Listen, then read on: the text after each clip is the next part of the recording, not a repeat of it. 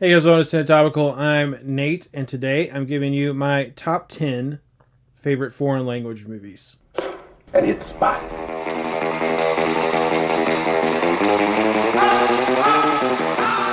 Starting at number 10. Okay, it's technically a short film, but I don't care because I really, really like it. But it's a French movie called The Red Balloon, and it's about a little boy who finds a sentient red balloon. But it has a way deeper message to it. It's pretty artistic. It's really old. I think it came out.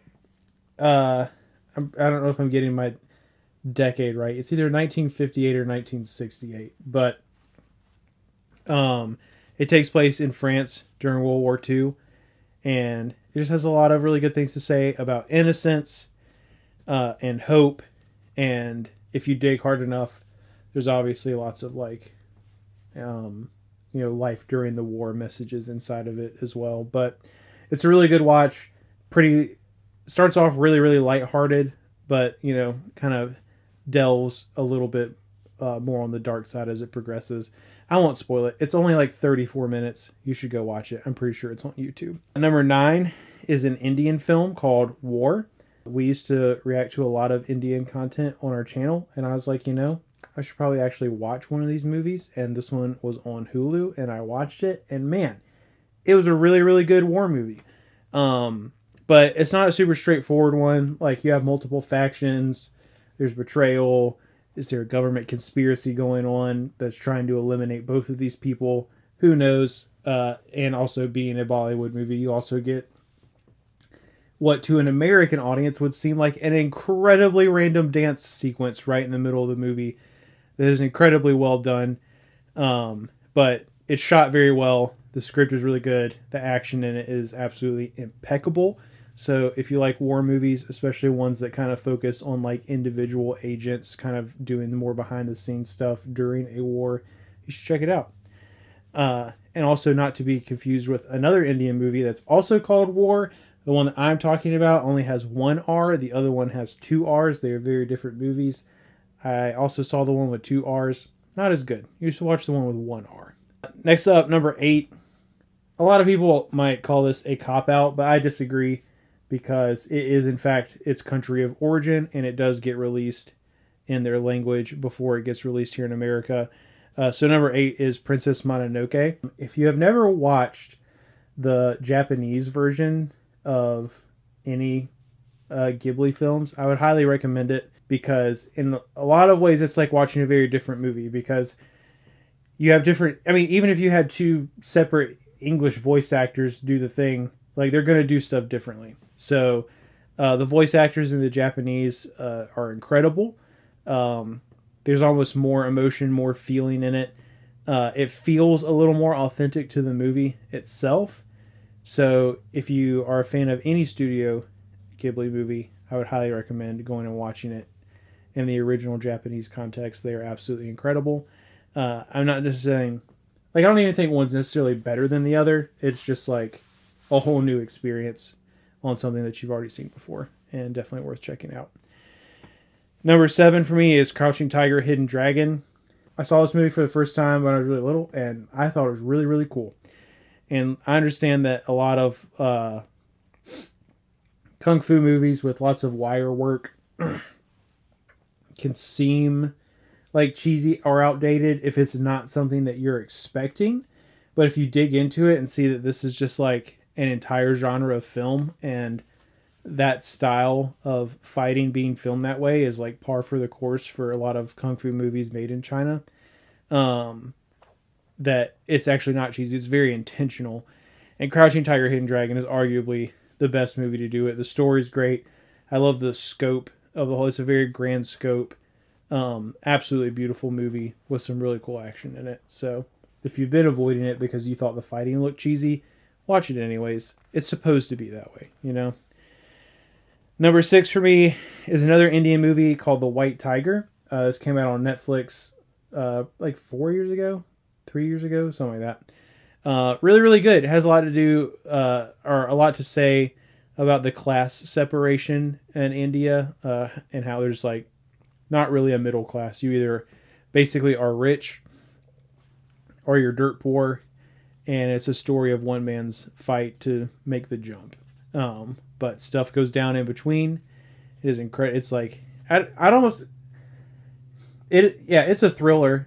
It's like a regular thriller and a psychological thriller, kind of combined. I guess it's kind of hard to really have one without the other, but really, really good movie. Lots of crazy stuff happens in it. You should definitely check it out. And it's a Netflix movie, so it's on Netflix. Number 5 for me is going to be Parasite.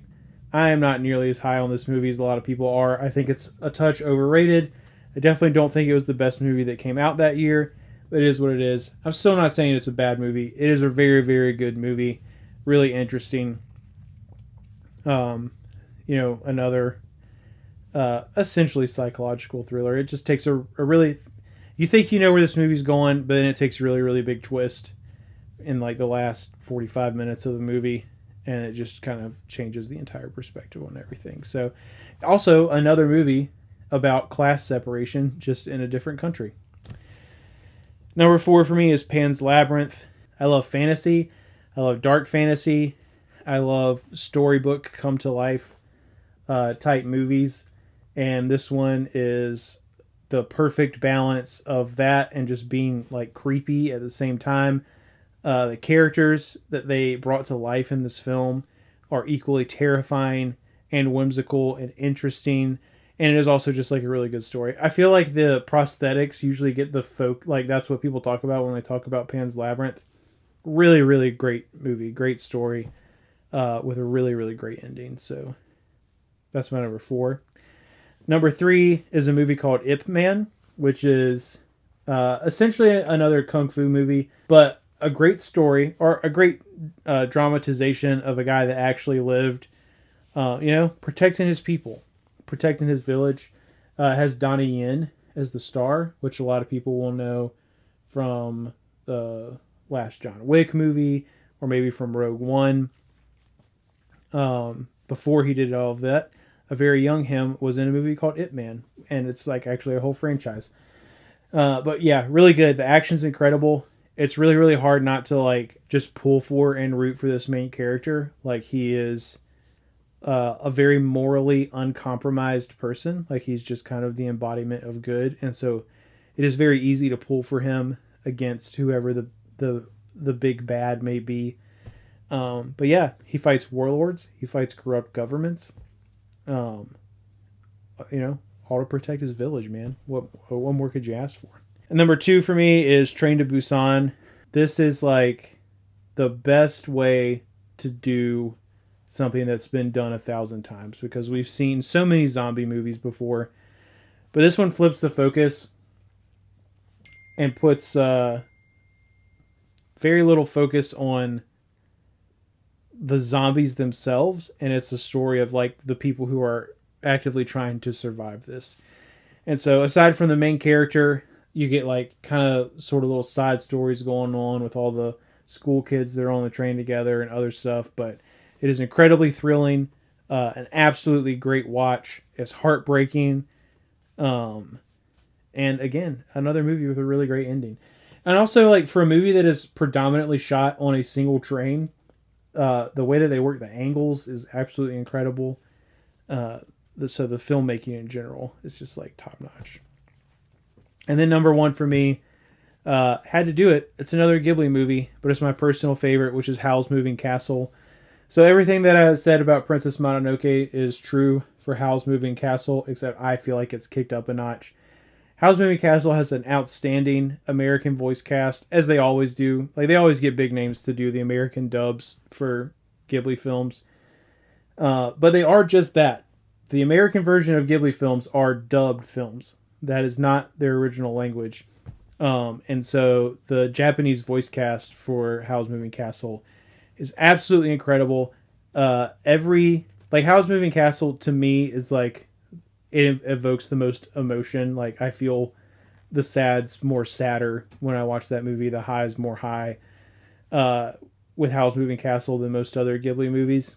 And for whatever reason, the Japanese voice cast just like really, really does it for me in the original version of it. So again, I will repeat myself. if you have a Ghibli film that you really like and you have never watched the Japanese version of it, you should, because it's very good. But anyways, those are my top 10 favorite foreign language movies.